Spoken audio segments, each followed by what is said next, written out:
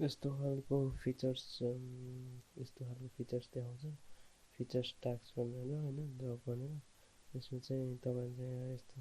यो सिलेक्ट गर्दै अनि तपाईले चाहिँ काम गर्न सक्नुहुन्छ यो चाहिँ म गरेर देखाइदिन्छु कसरी गर्ने भन्दाखेरि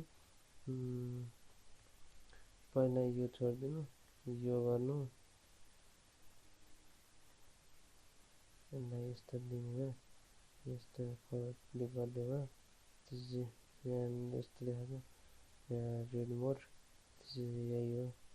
टुक्क देखाएको त्यसपछि एउटा कुनामा क्लिक गर्नु अनि यहाँ यस्तो कपी गरेर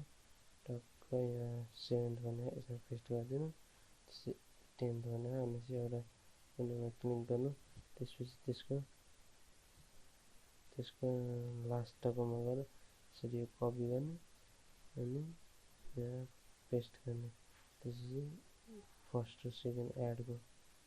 एडको फर्स्ट र सेकेन्डमा एउटा एड ओपन गर्नु पर्यो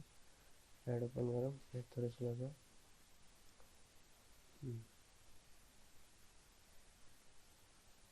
एउटा एड ओपन भइसकेको छ यसलाई यहाँ एडको कपी गरौँ त्यसपछि यहाँ गएर पेस्ट गरिदिउँ एउटा युज दिउँ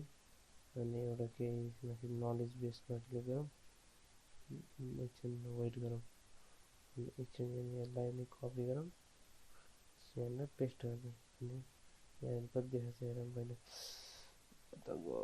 ठिक छ अनि चाहिँ यहाँ 26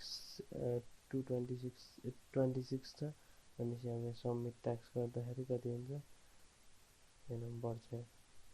29 भयो 26 थियो 29 भयो यसरी नै यो अरू ट्याक्स गर्दै जानुहोस् अनि भइहाल्छ